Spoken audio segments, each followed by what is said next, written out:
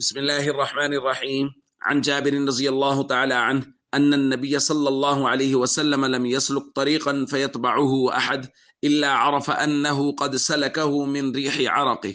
رواہ الدارمی۔ حضرت جابر رضی اللہ تعالیٰ عنہ بیان فرماتے ہیں کہ نبی کریم صلی اللہ علیہ وسلم جس راستے سے بھی گزرتے، حضور کے پیچھے کوئی صحابی آتے تھے تو حضور کے پسینے کی خوشبو سے پہچان لیتے تھے کہ نبی پاک صلی اللہ علیہ وسلم اسی راستے سے گزرے۔ ایک روایت میں حضرت انس رضی اللہ تعالیٰ عنہ بیان فرماتے ہیں کہ کان رسول اللہ صلی اللہ علیہ وسلم اذا مر فی طریق من طرق المدینہ، نبی پاک صلی اللہ علیہ وسلم مدینے کے راستوں میں سے کسی راستہ پر سے جب گزرتے، وجدوا منہ رائحۃ الطیب، تو صحابہ اس سے حضور کی خوشبو کو محسوس کرتے، وقالوا، اور کہتے، مر رسول اللہ صلی اللہ علیہ وسلم من هذا الطریق، حضور علیہ الصلوۃ والسلام اسی راستے سے گزرے۔ ایک روایت میں ہے صحابی کہتے ہیں کان رسول اللہ صلی اللہ علیہ وسلم یعرف باللیل بطیب الریح، رات کے وقت نبی کریم صلی اللہ علیہ وسلم اپنی خوشبو سے پہچانے جاتے تھے کہ حضور علیہ الصلوۃ والسلام کے پسینے کی خوشبو سے معلوم ہوتا تھا کہ نبی پاک صلی اللہ علیہ وسلم یہاں سے گزرے۔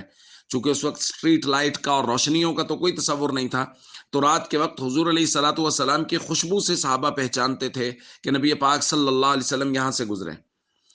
ایک چھوٹی عمر کے صحابی کہتے ہیں میں کسی وجہ سے گھبرایا ہوا تھا تو حضور علیہ الصلوۃ والسلام نے مجھے اپنے سینے سے لگا لیا، تو میں نے حضور علیہ الصلوۃ والسلام کے پسینے کو محسوس کیا، پسینے کی خوشبو کو محسوس کیا۔ فرماتے ہیں کبھی کسی مشک و عنبر کی خوشبو بھی اتنی حسین نہیں تھی، اتنی پسندیدہ نہیں تھی میرے لیے جتنے نبی پاک صلی اللہ علیہ وسلم کے پسینے کی مبارک خوشبو میرے لیے تھی۔ دوستو، یہ خوشبودار پیغمبر ہمارے آقا حضرت محمد کریم صلی اللہ علیہ وسلم، جن کے اعمال خوشبو، جن کا چلنا خوشبو، جن کا پسینہ خوشبو، جن کا دیکھنا خوشبو، اٹھنا بیٹھنا خوشبو،